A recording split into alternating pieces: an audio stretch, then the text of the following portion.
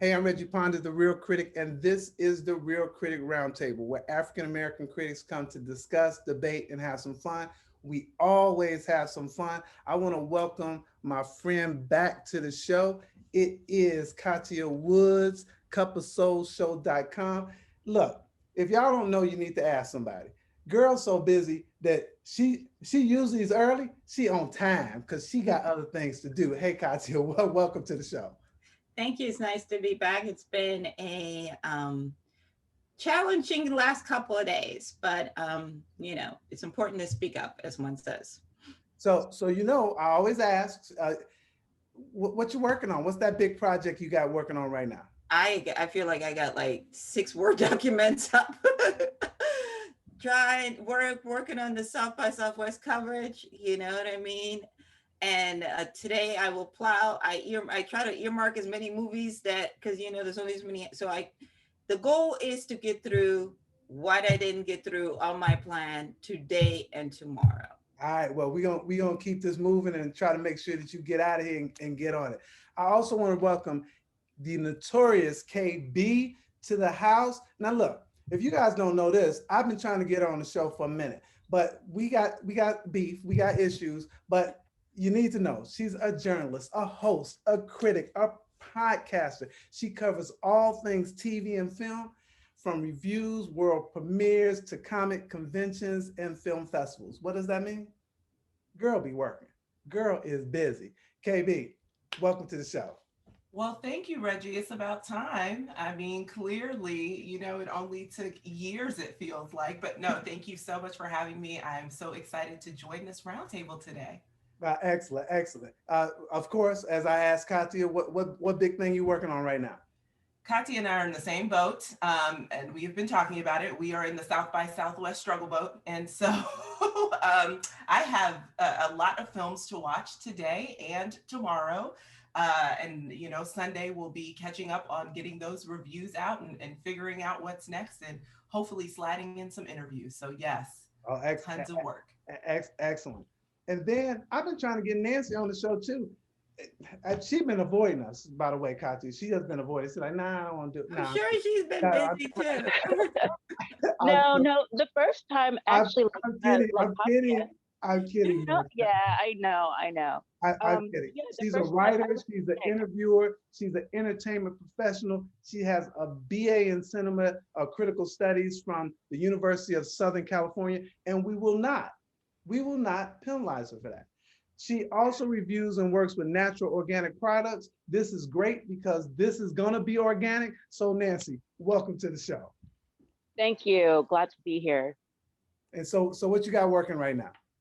I'm also doing South by Southwest, and it is like it's hectic, even for online. I mean, there's so much to do. I had so many emails to like, I'm sure Katia and KB had, and it's my first year doing it, so it's kind of like, oh my God.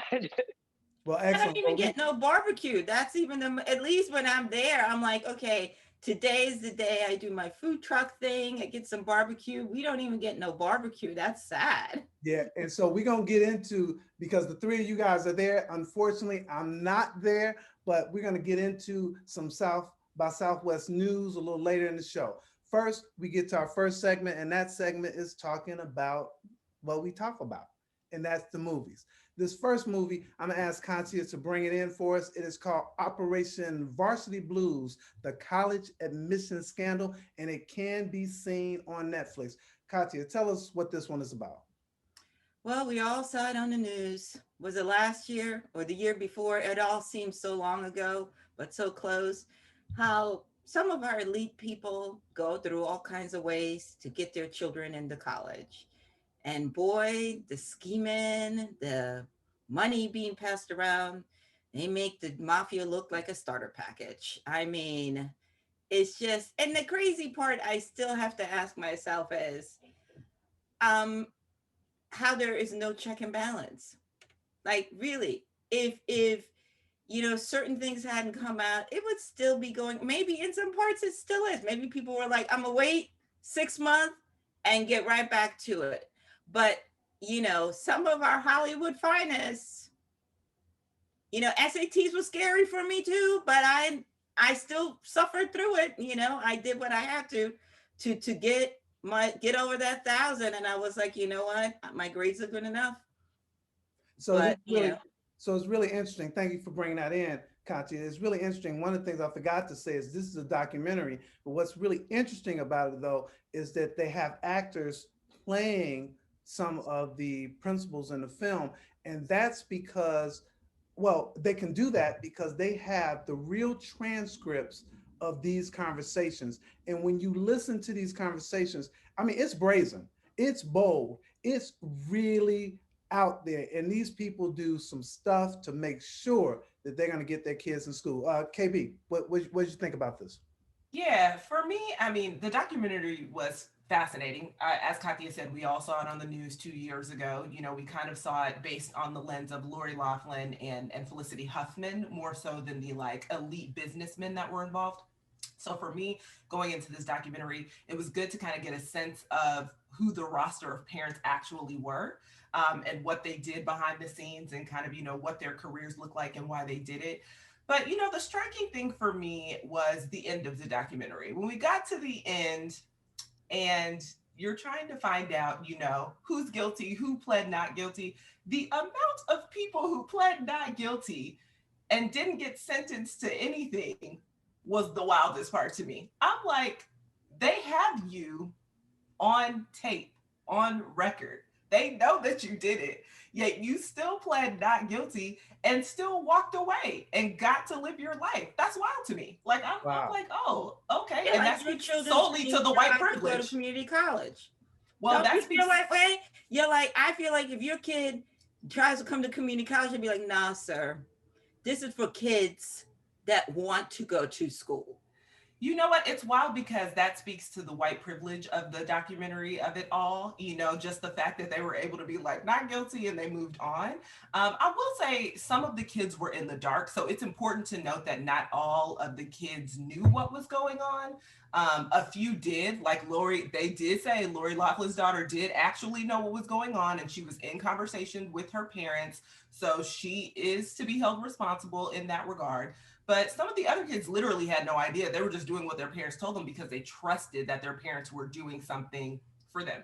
I think that's a really good And point. Nancy, what did you think about this one? well, I haven't seen it yet, but having gone to USC, I was personally offended when I first heard about this because for me, I did the SATs. I had after school, programs and stuff like that, like activities, speech and debate, all of those things, references, all of those things that you have to do to get into a school like USC, and you don't know like what your chances are and all of that, studying, all of that. And they just, like, their parents just said, hey, and the really offensive thing to me was the fact that they could have just bought, like regular rich parents do, just buy a fucking library. Excuse me, sorry. That's okay. Apologies. That's what Just, I'm saying. Donate money to a scholarship fund. At least do some yeah, But good. here's the right, thing on that. I get you, Nancy. But here's the thing on that, is that the amount of money that you had to donate to really to, like you said, buy a library, and the prospect of maybe you'll get in, because the reality is that everybody doesn't get in, and they talk about that. So there are people who do buy that library and they be like, for real, I didn't get my kids in. So it's this was the bargain basement way of doing it, and it really worked. If the purpose of this documentary was to explicitly show how the rich get richer and how money rules and how people actually get away with it, then this documentary really did it. I'm gonna tell you, I was in on this one all the way through, because I think, KB, what you talk about, that we get to see who the people are, but then the conversations were fascinating, and then learning about this man who is orchestrating all of this, it was really fascinating. And so on the one hand, that we know that this stuff happens, but on the other hand, we don't know how this stuff happens. So it was two things that worked for me. Yeah, I The mean, other he thing was I want, truly a go ahead, master Cindy. manipulator. He was truly a master manipulator. And the most interesting part to me was how the investigators, because they do kind of weave in conversations with investigators throughout the documentary, the investigator said that with Felicity Huffman's daughter in particular, he had told he told the parents, oh, her grades are not good enough to get in, and they pulled her transcripts and they were like, actually, that's not true. She would have gotten in regardless based on her grades and her academic standing. And I was like, Kathia? And No, that's he what was a I scammer. found interesting. He was Yeah, a and that. scammer. Go ahead, Mhm. Nancy. And what I found interesting about it when it was first in the news is that Lori Loughlin, her husband, is an alumni. So you have that fact. He's an alumnus, and they have all of this money, and she's in entertainment, like longstanding. I really don't think that their kids would have been rejected. Like I don't see that happening. I mean, um, especially for a film school. Yeah. I mean, they're in entertainment already, so I didn't see that happening. So especially for them, it just seems like it was overkill. It was really something, especially I think one of the things that I read was that their daughter, the first week of school was on a boat with one of the college administrators, like one of the admitting administrators. So if you're like that close with people from the school, like why do you have to do all that? Like Yeah. to me, it just sounded like especially listening to Lori, like, look, I don't know her or anything like that, but the attitude that I saw in the media was very much like, you can't do anything to me. I don't care.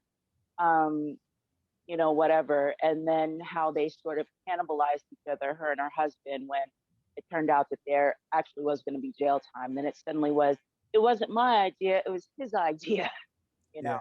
No, no. I think it goes to a bigger picture about white privilege, about parents telling their kids that they are entitled to things that they haven't earned, you know? Exactly. Reggie, you and I both have kids in college. And one of the things that I said to my daughter when we started this college process, we are not looking at schools that we know this is not for you. And it doesn't mean that you're not smart, doesn't mean that you shouldn't go to college, but we're going to look at this realistically. Of course, you should have one school on there that's your dream school that's out of reach. You never know, right? Obviously, shoot for the stars. But at the same time, it's very important as a parent to have a realistic conversation with your children when it comes to this, right? And also, the other thing is, I knew that my daughter also wanted to, like my husband and I went to Temple. We were alumni. My sister went. And, yes, put all that in the application. You done got 3 tuitions out of 3 family members. Got that right. So put that on there. But but always it was like, we are going to find the best place for you, not the best place. And, we're not poor, we're middle class, we're not rich, but we're doing okay. But the problem is when you start your kids off into believing that they should be somewhere, even if they haven't earned it or if it isn't the right fit, it sets them up for failure. Because Lori Loughlin's kids, her daughter, if you look at that whole red table conversation, was living in that bubble, you know what I mean? Where of no consequences, no understanding or no wanting to understand how the real world works. And what's really heartbreaking is that California is one of those states that fought to have affirmative action taken away for you to be able to go to some of these schools. And it really makes me upset because you have poor, disenfranchised kids who don't have those resources, who went to inferior schools, but still managed to get good grades, still managed to make lemonade out of really bad, bad lemons. And they question those kids being on campus, but Right. they never question these types of never. kids being on questions. And that's why I always say to people when they say, well, oh, you went to college, excuse me, on affirmative action. I'm like, go kick rocks. I got in, I earned that, I earned my degree, I earned my spot. Can you say the same? So I really do think it's a conversation we need to continue to look at how higher education constantly punishes minorities But as KB says, you have all these people that admitted to doing wrong, and there's no lesson learned. They're going to turn around, wait for this to cool down, and do it for their other kids. I And think we Or all do it know. for their grandkids. Just do it for the Exactly. next generation. I Like, think that you bring up a couple of good points, but we do have to move on to the next movie. But I and I think the point that this one of the points that this film does is it's actually a cry to parents as to how they are preparing and getting their kids ready for school. Is that this whole issue of this over is so hyper a college that it even talks about this how the kids are just so stressed out because they think that this is it. I don't remember doing all of this stuff to try to get into to college. I worked hard, I did my grades, I did all that type of stuff, but I just don't remember working as hard as some of these kids do today. And I say this not even jokingly, I'm not sure that I would be able to get into the colleges that I got into today based upon the fierce competition and all the stuff that people are doing. For me, this is one of those documentaries that bring out a lot of questions more than answers. It tells you what people were doing, but it actually makes you question whether there's a lot more out there. And I believe for sure there is. So I'm saying this is a watch it. Katia, what do you think? Oh yeah, You think definitely. KB? I actually, can I just say one more thing? I think No, also, no, this I'm is sorry, I'm sorry. I just wanted to say, I think it's important too that parents, this documentary shows that parents need to actually talk to their kids. Because I think, especially in the case of Lori Loughlin's daughter, she didn't even want to go to college. She didn't want to go to college because her parents never graduated from college. So her dad never graduated. He just went for 3 years and he left. Does that mean he still has connections? Absolutely. But she was like, they're successful. They didn't go to college. I don't want to go. Talk to your kids because you might be wasting your time anyway. They don't even want to go. 100%. I'm glad you said that. And the other thing too is I'm so glad you said that, not to harp on this. The one thing I said to my daughter during this process, you go to college for you. Do not go to college to please your father and I. It's a very expensive investment for you to be going because you want to go because your friends are going. You don't want to be left behind. We're not doing that. I want to be very clear. I said to her as we're filling this out, we're sitting at the computer. Go for you. I went for me. Your father went for him. If you need a year, you need to figure out some things. This is the time to speak up. Because once that check is cleared, we are committed. Yeah. No, I love that because my oldest daughter did a gap year. So like, look, if there's some way that you need to kind of figure all that stuff out, what's right for you, let's do that. So Nancy, you haven't seen it, so I'm just gonna say to you, it's a watch it. It's a watch it, right? Yeah, Right. it definitely I is. agree. You should Watch it. definitely check this one out. And I hope people who are in college checks it out will check it out. I hope people who are trying to go to college will check it out. And obviously I hope parents will check it out as well. There'll be a lot of questions and it'll be, as you can see with our discussion, a lot of discussion there. Want to move on to our next movies we're going to talk about. Since the Oscar nominations came out, I watch almost just about most of the movies I can. I'm not like Katia because Katia watches like 250 movies a year. I think I might get 100 and something. I don't know. And but I never watch, not never until they are nominated, watch the Oscar nominated films until they're nominated. So I want you guys out there who are watching us to watch these Oscar nominated short films. And I haven't seen them all. So we're going to look at two of them here. And KB, I'm going to ask you to bring in the movie A Love Song for Latasha. Okay. Tell us Well, what. yes. So, A Love Song for Latasha is about a young girl who was 15 years old at the time who was murdered in Los Angeles at a convenience store for grabbing a bottle of orange juice. And she had her money to pay, but the store owner shot her anyway. And it's a love letter to her because this young girl was so bright and so kind, always helping people. She wanted to be a lawyer. And so, it's really her cousin and her best friend's kind of love letter to her, and the recourse and the things that happened. And, her death actually was one of the sparks for the 1992 LA riots. And I mean, it's an incredible short for sure. It really is. You and I spoke about it just a little bit, and you were saying how sad it is. What I found interesting about this film is that it did not focus on her her actual death. It actually focused on her life, and that's what makes it a love letter. It had to address the death, but it really focused on who she was, what were her dreams, how she was in the community, and I felt this young lady. I mean, I liked it so much because I I felt that it wasn't just a story about another statistic. And Nancy, jump in here. I believe I saw this actually a while ago, so I don't remember everything about it, but I do remember the particular incident itself.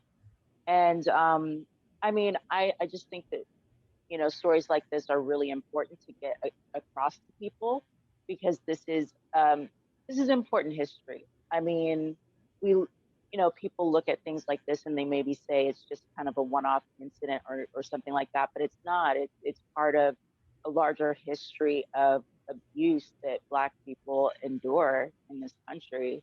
To lose your life over $1 and some change, for a bottle of orange juice, it's just sad. Yeah, it is. Katu. I think it's so important to do movies like this because although we should talk about these incidents and the end result, we too often, when somebody loses their life, we talk about this person gets criminalized. We talk about everything. And what happens is when it gets reported like that, the person becomes dehumanized. And what this film does, it shows you that this was a real person. This was a human being. This person was loved. This person had family. And it makes you think a little bit harder and not just another statistic or somebody that is, for lack of a better word, undesirable or up to no good, and I'm glad, I wish we definitely, I mean, even now with this latest incident, we focus so much, and I'm trying really hard to say it nicely, on the rights of the person who commits the crime, of being empathetic, that we forget that people were killed, and that someone lost their life, and we don't talk about those people, their family. Ben Crump does a really good job. That's why he brings out the mom, he brings out the family, because he wants people to know that excuse me, they were people. They weren't undesirables, that they had wants and dreams. And I don't know what it is with people of color, especially, that people think they have a right to just think of them almost like statistics or objects. And you can tell that a lot of love was poured into that. And I think we need to do that more often. I think we need to stand up in our newsrooms and say, wait a minute, we just dedicated, I don't know how much space to the killer's life, and who they are. Where is the story on the person who lost their life? Yeah, I Yeah. think that this short in particular just brings up the point of how Black children go unprotected then and now. And so, it was just very heartbreaking to see um, how her friends and her family, they're still grieving. Like, it's decades later, but what's very clear in this film is that they are still dealing with a heavy loss and the grief of it. And that just means she had such an impactful life, even though it was only 15 years, it definitely shows the impact that her life had.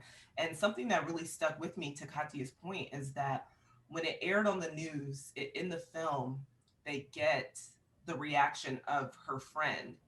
And she said she literally cannot get those images out of her mind. Like, the fact that they did not protect her even in death, and the images that were being circulated around her death, was very harrowing to me. But Really, yeah, it was a beautiful love story in the sense that, they were able to read a poem that she had written, that which was an extraordinary poem that really was just about her life, whether she knew it at the time that she wrote it or not, and the type of, person that she wanted to be and the type of person that she was.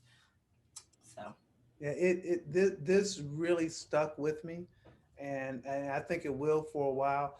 A lot of times we see so many films over, and we see so many films, and we're like, well, what sticks with you? What film will you, when you leave, will you actually talk to someone about? And this was one of those. In fact, so much so that I asked my wife and my daughters to watch this as well, because I think that it's a beautiful tribute, but it's a sad. It's heartbreaking. It's It's heartbreaking. heartbreaking. I will tell you the story.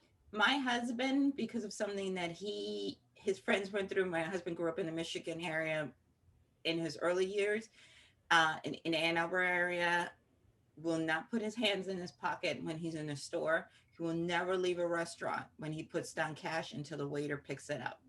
Like, will not do it. Will not do it. And this stems from something similar where they put the money down and they got chased, and somebody thought they didn't pay, and caused a ruckus. They went back to the store, and the store owner, there was the money, right? Actually, it was too much money, and they never got an apology or anything. It was like, oh, you Yeah. know. And I think he was like 7 or 8, and that has, my husband's 51. That has stayed with him, and he'll always be like, God, you didn't put your hands in your pocket. No, we're not getting up. I mean, I understand. Like, now I'm used to it. Like, we'll throw the money in the bill. You know what I mean? It'll be out, and he's like, no, mm-mm, mm-mm, We gotta pick wait. that up, because he's like, what we're not going to do is chase me down and say I didn't pay this bill. You know what I mean? And that's the reality of being Black. This type of stuff is more than just the one incident. It stays with you. It informs your behavior, how you move. You know what I mean? I do. And people don't understand that. People don't understand why we do certain things. Like, it's not because we think that's a cool way to move. It's just survival, you Trauma. know? And I'm so glad you said that too, Katya, because in this short, they also talk about, and KB, you had said how they're not protected, but the best friend, I think, says is that I went to the store. This I saw this happening, but this is what we were going through every day, and it really goes to your point, Conti, about, hey, this is how it is, and it goes to your point, KB, that we're just not protected. That every day that they would go to the store and this woman would pull out a gun on people, and they would basically just be like, well, that's how it is here, and and it's tough. I think this is not a watch it. This, for me, this is a must watch. Your thoughts, Katya?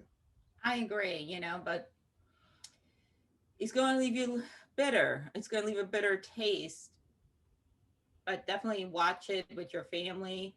Talk about it. You know what I mean? If you have kids that are of a certain age, and have that discussion. You know what I mean?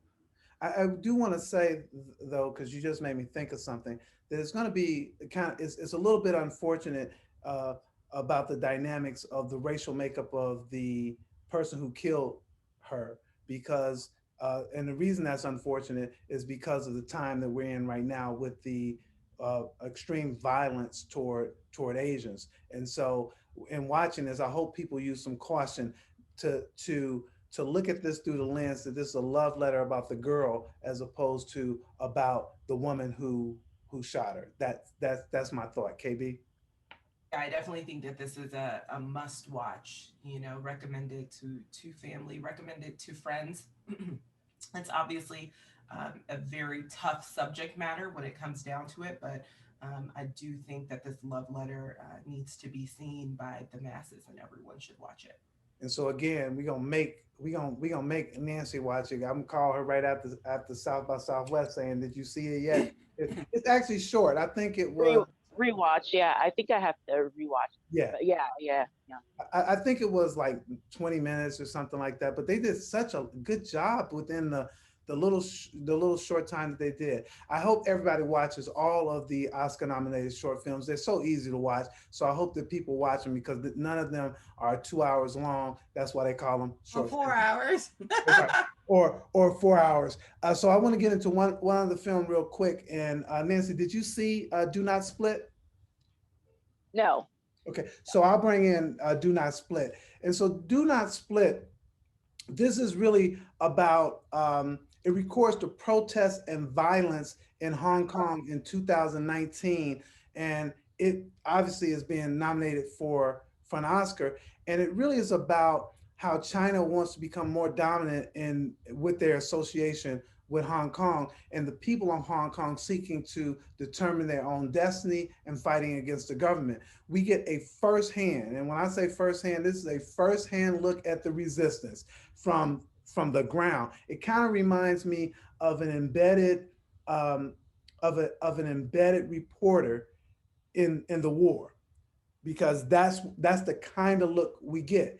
It is one-sided. So if you are wondering, well, they don't show the side of the government, that's not the purpose of this. That's not the purpose of this. I've seen this criticism like, oh, it's politically slanted. It is showing the plight of the people who are fighting for democracy. And it was interesting to me on a couple of fronts. One, in that these protesters had the gear. I'm like, wait a minute. They were organized. They had medics. They had uh, gas masks. They were ready with their Molotov cocktail. They had a plan, and it was really amazing. Now the pandemic kind of cut it short, some of those protests. So it'll be very interesting how they resume when the pandemic kind of dies down. But this was interesting to me. KB. Yeah, I would say that I think I have to watch it again. I don't think that you can get like the full experience from watching it once. I will say that because it is such a heavy, politically charged type short that in order to pick it up, you probably want to watch it at least twice. Something that was interesting to me, though, to Reggie's point, was the preparation. I think that they understood that the government was going to come in and hold nothing back, and so the protesters kind of knew that going in. So they prepared. I mean, even from like the first protesters kind of, I'm going to say monologue, from the first protesters monologue, you can tell that they had not only been preparing physically, but also mentally for the recourse that was going to happen in order to fight for their democracy. And so it's interesting to kind of see that level of preparation just from, like obviously here in the States, we have our own problems and our own issues when it comes to democracy and police brutality and government issues of our own. But to see how another country prepares for that versus us was also something that was really interesting to me. We prepare in ways that we can, but I don't know, it was something about how they prepared that was like very next level It to was me. next level. It was next level, girl. It was next level, and I was impressed.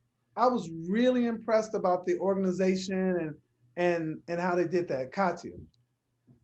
I mean, it's astonishing. We keep forgetting China is a communist country. You don't have Google, internet like you do have here. A lot of this is having to work very much underground and black market type of stuff because it is a communist country. It is a totalitarian government. The consequences are dire. You're not going to jail like you go to jail here. You're going to a work camp where they work you to death.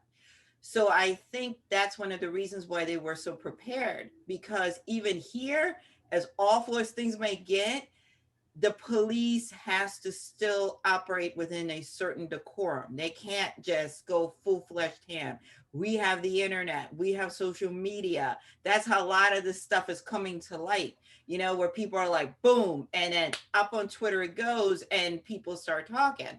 Whereas in China, you don't have that. You know what I mean? You can't go Twitter, hello, everybody. And for And I think it also goes to, Hong Kong was a British colony, it was under British rule, and they had certain freedoms that the rest of China didn't have. So they never had a say in how this all went down. So all of that is undertaken. But I do agree with you, Reggie. It felt like, if you ever seen any other type of films, like when you see reporters embedded, like in Afghanistan, Iraq, that's how it is. And as far as to answer your question about the other side, Tiananmen Square, there's your other side. There's myriad of documentaries to show you how the Chinese government handles these things. If you want to know, books, all of that, go for it. But this is their story. Yeah. And again, I find so much courage and encouragement, things we take for granted. Like again, like KB said, is we got our craziness, but certain freedoms we have that we just don't even think about. Excuse me, the things we can say and how we can just stand and protest that, we don't necessarily have to show up like combat gear, but again, they understand the government does not, there's no gray area. They're not playing. And Nancy, I see you shaking your head. I know you didn't see it, but I see you shaking your head. I did see it. I forgot the name of it. I saw it. I watched it just before this. Okay, great. Yeah. And yeah, I feel like that's one of those things that they should have had a vote on. I know that it was already in a written agreement from decades prior to that, but even at the time that it happened, people that I talked to that were from Hong Kong, they didn't want it. They never wanted it from the beginning. So it's sad that they never had that choice, and then they go from a democracy to a type of government that they're not used to and they didn't vote for and that they didn't want. Wow. Well, so I wasn't like in love with this one, but I don't think you were either, KB. But I think it's an important one. I do think it's an important. I think it does, Kathia, as you were saying, it makes you think. It's really interesting, Kathia, your comments, because it really does make you think when you juxtapose what's happening there and what's happening here. Not only from a preparation standpoint, how KB and I were just talking about, but just from a mindset standpoint, just from a freedom standpoint. So I think this one is worth watching. Nancy. Yes, I agree. I think it's a must watch. Kathia. Absolutely. I think the best information you can get sometimes about a country is from groups like that, because China's going to tell you we're all happy. Everybody loves, is committed to the mission of the government, and look at us and how everything is great. And the people are sitting there going like, and this gives you some good insight and understanding, and you pray, that they make out okay. But it's hard. It is where you're just like, ooh, my anxiety was like, girl. Yeah, it was. Yeah, I think it's done well. So, I absolutely think that the short is done well. But I do think that in order to get the full experience and kind of understand fully kind of what is happening from a political stance, you need to absolutely watch it, but you need to watch it twice. Like I would definitely kind of recommend that for sure. Well, there you go. So we're going to move into, I had on the list, I was going to skip it, but I'm not going to skip it, but we're going to put it in our quick hits because y'all have a minute to talk about Gangs of London. The reason I want to skip it because we got to get to all our Oscar stuff. So I'm putting you on timer. I'm putting each of you guys on a timer, right? And there will be a buzzer. There will be a buzzer because I already know Kathia doesn't understand timers. It just doesn't happen. Kathia, you up? Gangs of London. Love, love, love, love the show. It is salacious. These people are full on cray, and I love it. They make no apologies of who they are, who they're coming from, where they stand. And one thing you gotta say, as crazy it is, they fight for each other. Now, granted, they'll take out a whole town while doing it, but this show is what power thinks it is. Like this family is like in the middle of the street, and you're like, sir, in the neighborhood, everybody taken out. You know, so and I also love that Black people have a real role in this. They're not the sidekicks. Their part, they get to be crazy, they get to be the heroes, they get to be all aspects of it. You know what I mean? And when I first saw the first episode, I was like, oh, so this is what type of time we on. Okay. But I love the And show. that's what kind of time you on. You heard that? That's what kind of time you on. All right, KB, you up. Yes, so Gangs of London, highly recommend. There's messy white drama, and then there's messy white drama, and Gangs of London for sure piles into the messy white drama for sure. There are a lot of I will say there are a lot of gangs that you have to keep up with. That's probably the hardest part, trying to figure out who's what, who does what, which gang they're in, and who's affiliated with whom. That's probably the hardest part. But outside of that, I definitely, would 10 out of 10 recommend. To Kathia's point, I think the Black characters are very well written. And they are not just kind of side characters. They are very much main characters interwoven into this thread, into the thread of drugs, love, money, murder. It literally has everything. So definitely 100% recommend. You giving back time, girl. Girl, we lost that hour, so I'm trying to give giving us back something time. back. Nancy, you ready? I love it. Period. I love it. I love it. I love it. I love it. I love it. The action scenes just had my jaw on the floor. Um, uh, all of the acting, everything. This was phenomenal. And then when I realized that it was actually written and directed by the same guy that did the Raid movies, that I mean, I'm just sold, completely sold. I would say people just need to watch it. The the action scenes are like poetry. They're the way that they fight and flip this way and that way and this way and that way. I'm just into it. I love it. And then a lot of the stuff with the gang.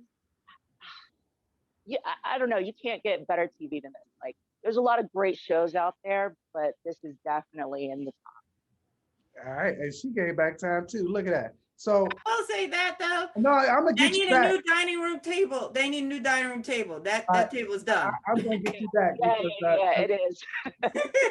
I'm gonna get you back though because I'm gonna give you one more minute because what we didn't do is tell them really what it's about, and I'm gonna let you do that and also talk for a minute on which actors we were able to discuss at the African American Film Critics Roundtable. So I'm gonna give you a minute. So hold on one second. Let me get my 30 seconds now since you took up my time. I loved it too, and I loved it less for the action. I thought the action was fantastic, Nancy, but I think that were absolutely correct that they make the story where the action makes sense. These characters make sense. They are so interesting and they're devious. And when I think Kathia said something at the roundtable where she said that they are down for each other and then they're not. But it is a good one. I like it as well. Kathia, you get another minute. Please tell us what. Michelle Fairley, she plays Marion Wallace. She's a different type of mama, She just be giving her son some advice where you're like, oh girl, like is that, but dressed to the T's while doing it. Lucian, I like Lucian I'm just gonna say Lucian because I'm gonna mess up his last name, who plays Ed. And when you first get introduced to Ed, you're thinking he's like the calm one, but Ed is cold with it. He's not as crazy as Sean, but don't get it twisted. Ed will stab you in the eye and keep it moving and make sure that you are dead. That's a different. I like that. I like that type of cold-blooded. And because I got all the women on today. At least say something about the women in this series. Kathia.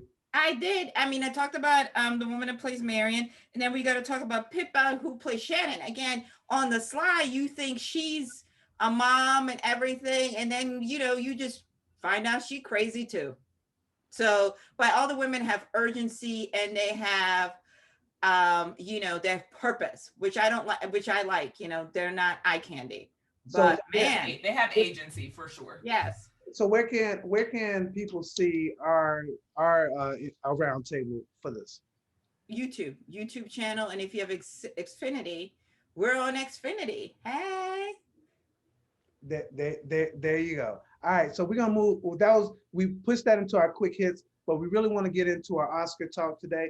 And to talk about our Oscar talk, I'm gonna try to get through some categories real quick. We actually have a total of a minute for each one of these categories. I know it's hard, but look, we running on time, and I'm trying to keep it on time. So the first thing is, let's talk about the Best Picture.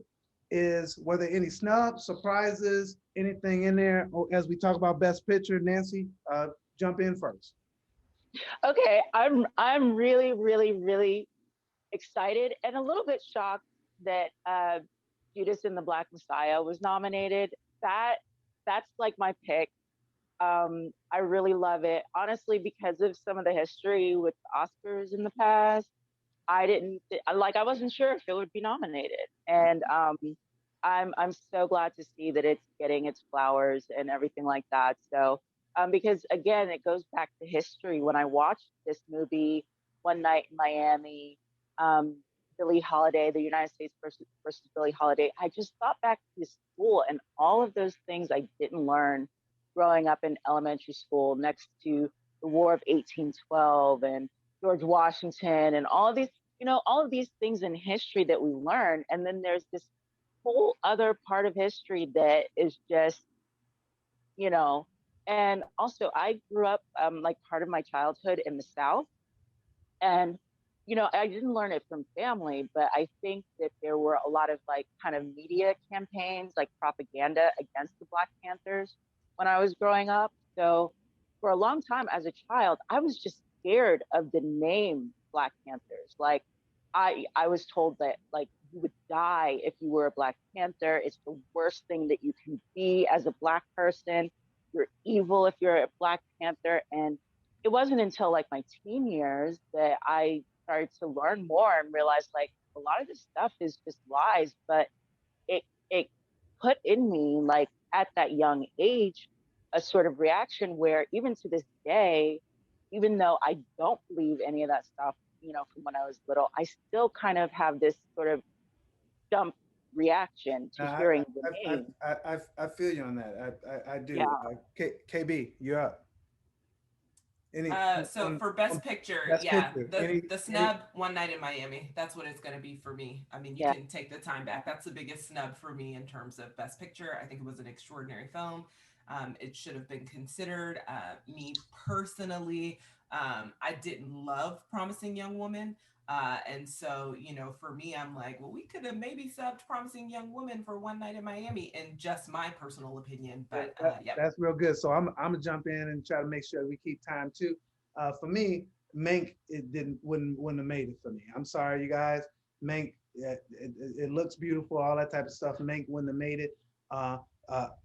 It's not a surprise. It's not even a snub. It's just my wishful thinking. I wish that that Rada Blank's film. Yeah. The 40-year-old version. I just think that it just had such an impact on me. So that's it. You up, Kathia? I'm with KB. There are 10 slots for that Best Picture. And these last couple of years, they've been farting around and using only like 8. For me, you could have slipped in there One Night in Miami and The Five Bloods. I am not of the camp of loving Promising Young Woman. I think it's a good film, but there's this disparity. When a white woman makes a film, she gets all the support. A Black woman makes a film, she gotta like reinvent the wheel. And imagine that Regina King is so recognized and so respected by her peers, but if she has a hard time getting over the hump, think about the Channings, A Rada Blank, right? So again, next year they're going to do 10, but who's to say we're going to have as many good Black films that qualify? I am glad that Judah got in there, but the Academy constantly tells us they have us suffering, have trauma. We got to be slaves in order to be in the Best Picture category. because they don't respect any other type of stories. No, real good. All right, let's go straight to Best Director. And Kathia, any surprises? No, okay. I have a with the DGA. We talk about every other branch. We need to talk about the DGA, who has a problem with Black people, period. They are the branch that nominates Best Director. We have never had a Best Black person win anything, man, woman, whatever you identify as. Again, they will shove people of color into the first time. I am happy that Chloe Zhao is nominated. She's a phenomenal filmmaker, but we gotta start telling the truth and say the DGA has a Black people problem. Call out, start talking to Steven Spielberg and the rest of them. Why aren't you nominating Black directors or voting for them to win? I love that, and I'm just going to say that my surprise was Thomas Vinterberg for another round. Is that spot could have been Spike's spot, could have been Regina King's spot, should have been Rada Blake's spot, could have been Channing's spot. So anyway, KB. Yeah, I mean, I think that Chloe is pretty much guaranteed. That's my prediction. I think that Chloe will definitely win for this, and I am grateful for that. I also think that she is a phenomenal filmmaker. But for me, and to Reggie's point, to piggyback off that, yeah, Regina not being nominated was wild to me. Spike not being nominated, wild. And I too love the 40-year-old version. I too love Miss Juneteenth, so it would have been nice to have, those directors in there as well, to have Rada and Channing in there as well. You up, Nancy? Yeah. I don't remember all of the directors nominated, but I will say, yeah, I agree with KB about Chloe, and I also just think it's so strange. Like, you have someone like Regina King, and she just gets snubbed. I mean, Spike Lee, he said like a few years ago when he won an Oscar, he was like, they do this every 10 years where they bring him out and then it goes back to just sort of like, oh, pat on the head and you don't exist. So yeah, I think it's really surprising given how much was out this year.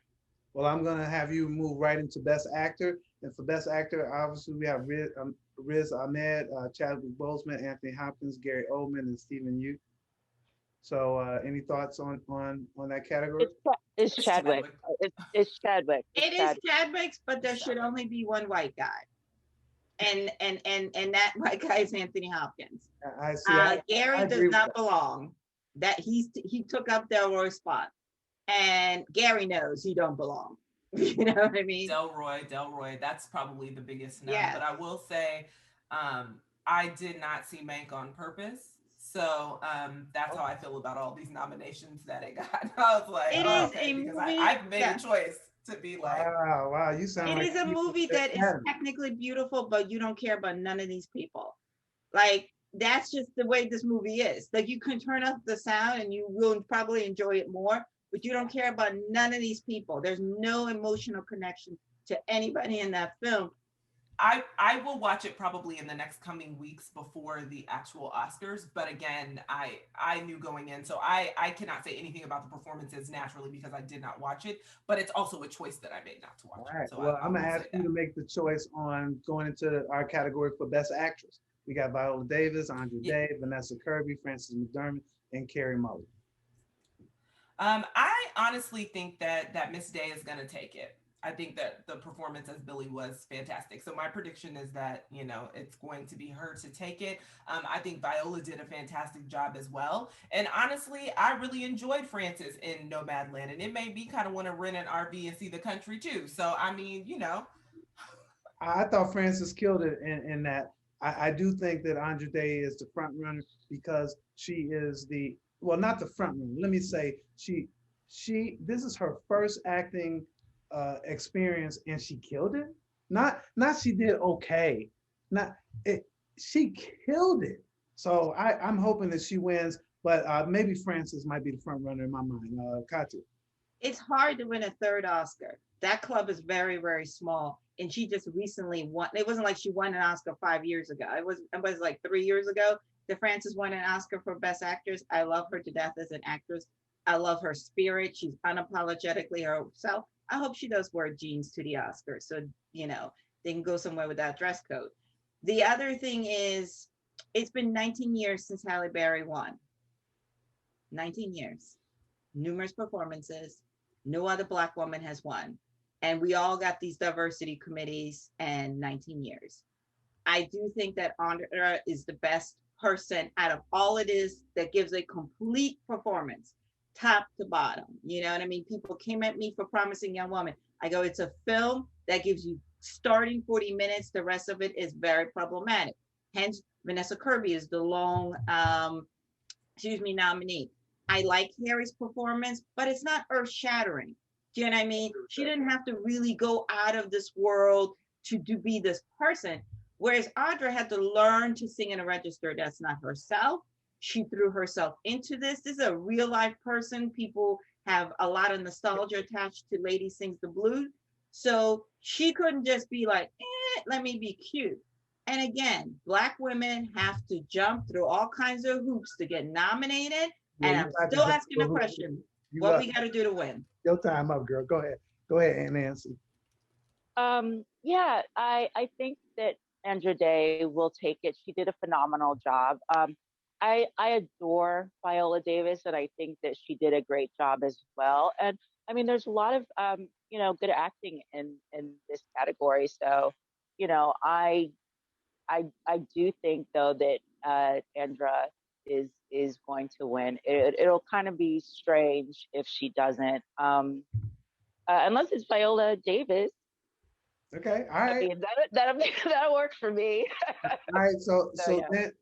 then, Kathia, I'm gonna ask you to move us into the Best Supporting Actor. Surprises, snubs, who you think is going to win? Well, surprises with Keith Thompson, right? But I kind of like the surprise because we're done with Jared Leto. Thank the Lord. I don't know where that came from, but that I was just like, what are we doing? No shade to Jared. But this is Daniel Kaluuya's category to win. He has won it all season long. And, I'm like, Daniel, get your Oscar speech together. Be prepared. Get your little note cards together and be ready to go. He deserves it. And again, everybody else, thanks for coming. So. All right, KB, I know you got to go. So what do you think on Best Supporting? Oh, it's definitely Daniel. No one embodies, I Chairman Fred Hampton like Daniel, down to the diction, the tone, the everything. So it's definitely Daniel. So last I'm not even worried, to be honest. This will have to be your thought, Nancy, on that as well. I think it will be Daniel. I liked both his and like its performance. I would have a tough time choosing. Because before I thought that like it was in the Best Actor category, but that's kind of a tough one because I mean no one else is going to win that with Chadwick. All right, so I just want to, KB, if I can get you just for one more second here, is that the last category we'll do is Best Supporting Actress. And the reason I want you to stay is that this is the first time that I had 3 women on. And you guys, I'm just going to let you guys talk about, until you tell me it's time for you to go, could you guys as women talk about Best Supporting Actress, because I have a problem with that category. Go ahead, KB. I'm just going to say Minari for the win. That's all I'm gonna say. That's all I'm gonna say. I'm right there with her. But I think they're gonna give it to Miss Glenn, and it's such a shame because she has an amazing body of work, and to get it for this. Ooh, Black Jesus. But I mean, to be honest, the Oscars have a history of giving awards to individuals for, their movies that we would not necessarily consider top tier, and so there is a history of that. And so, I do, to your point, like Glenn Close is an astounding actress with a repertoire that speaks for itself. And so there's so many other titles and films that she could have gotten nominated for and would win. But yeah, I think if we're just like thinking in terms of the direction that the Academy will go in, I think that you're right. And I think it will probably end up being Glenn. All right, KB. So I know you got to go. I'm gonna stay on for a couple more minutes with It's Nancy. okay. Listen. I could do a couple more minutes. Let's Okay, let's yeah. power. All right. So here's my problem with that category. I Oh, my problem with that category is that Katia said that this is the year where we have all these great black movies, and you're going to tell me, I am so upset, but you guys didn't say it, so I'm going to have to say it and just be the ally. You're going to tell me that there's not a black woman who could have been in this category? And I'm not talking about in tokenism. I'm not talking about, oh, let's go find a black woman. No, no, no, no, no. I'm saying there were black women who killed it in this category, and it bothers me, ladies. Please say something. Help me out. Dominic Fitch is a perfect example. Again, this love fest with Mank, Amanda, lovely girl, good actress, has had better parts in better movies. But God help us, you know what I mean? And it comes down to you should not need $20 million in order for your film to be able to be in the running. This is why we don't have Miss Juneteenth here. A colleague of mine said their campaign. I go, they didn't have Q&As. They didn't have this. All the stuff that you need to constantly be in the face with the people who vote on this. You need to have money to have the videos, the production, to have the billboards. Are you driving down Santa Monica Boulevard and seeing these billboards? And the answer is no. And again, we can thank Harvey Weinstein for that set the bar that you need to spend $20 million. That's the team behind the Netflix campaign. A lot of those people worked at Weinstein and Netflix hired them. Yeah. I mean, this is the thing. They know how to get the nomination. So we gotta ask ourselves again, how do we level the playing field for black talent? Also, we just heard from the HFPA, when you do have screenings and you do have opportunity to speak to black talent, you have voters out there not to. Thank you. You choose not to, right? Yeah. So freaking interesting. Nancy, comment on this, and then I'm gonna ask you guys a final question, and then we'll get out. Comment, Nancy. Well, I agree. I mean, I think Glenn is a good choice. I mean, she's always good. But I mean, no black women in this category at all. Nobody. Just kind of, yeah. I mean, it'll never be okay to, I will go ahead and say it'll never be okay, and I'll speak for myself, but it'll never be okay to me as a black woman to never see, myself represented in these types of venues. And when we're talking specifically about awards nominations, and to Kathia's point, Dominique killed in Judas and the Black Messiah. She has a standout performance for me. And so, it would have been great to have her name thrown in the ring. And to your point, Reggie, there were tons of phenomenal black films, and they definitely could have, had someone to pull from. But I guess they chose not to. This is it for our category on the Oscars. The last piece for you guys on the Oscars is I'll give you each a moment, because there were all these other categories that we just didn't get to. If there's anything from a surprise that you're happy about, that from an Oscars perspective, and I'll start with you first, Nancy. Just in overall, is there something that we didn't cover that you might want to speak to as it relates to the Oscars? No, I mean, so far, I think, I said what I had to say about that. And yeah, that's how I feel. Excellent. I'll go with Katia last, because I already know she's going to be an hour and 15 minutes. KB.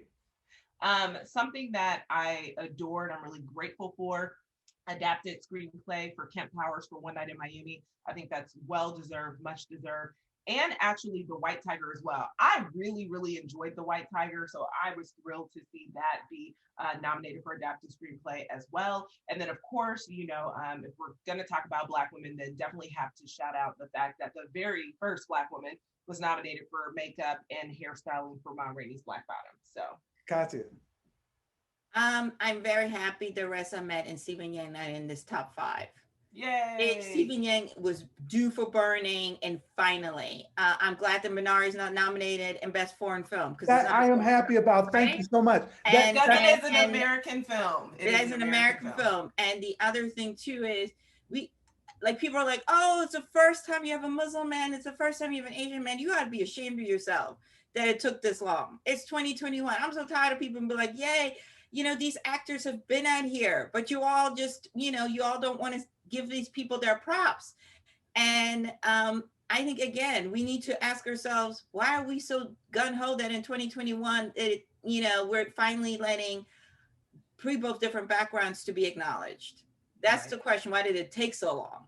And they have two of the best performances. So that is, I mean, I predict that they won't win because they are going up against Chadwick. Yeah, it's hard to beat a dead guy. Yeah. Sorry, not to say it that way. Yeah. Beloved, they won't. But the fact that they're nominated, and Stephen is one of the kindest human beings on the planet, so like absolutely deserves. Riz, I want them to get the money. I want them to get the opportunities that come with the nomination and the money. Don't just be like, we gave you a little tink tink nod and then you're back to on the shelf. I want to say that Riz killed it, and if this was any other year, I mean, he it's tough because he's also going up against Anthony Hopkins. It's really a tough category, but he really killed it in that movie. So I agree. Hey guys, that is it. We had a lot of stuff we wanted to cover, we couldn't, but I am so happy that I will not have to see KB or Nancy. No, I mean, I am so happy that KB and Nancy joined us. I'm Reggie Ponder, the Real Critic. This is the Real Critic Roundtable. Please check out my peoples at their various sites. Where can they check you out at, KB? Yeah, so you can check me out, the Color Grade Podcast, a film and TV criticism podcast. We are all over social media. You can follow me directly on social media at the Lady KB. That's KAYB. And follow along. I post a lot of my links for the work that I'm doing at various sites like Complex, The Beat, Nerdophiles. The list goes on. There you go. And where can we connect with you, Nancy? A lot of my links can be found on my website at nangreen.wordpress.com /about, and also like medium.com/film critique. And yeah, that's a lot of my links kind of intersect on those two sites. Excellent. Well, I hope people will check you out. And then Kathia, we already know we can go to couplesoulshow.com because if they don't know, then click away. All the social media is on there, Excellent. Again, I'm Reggie Ponder, the Real Critic. This is where African-American critics come to discuss, debate, and have some fun. We did all that today. I want to thank my guests, and we'll see you guys next time.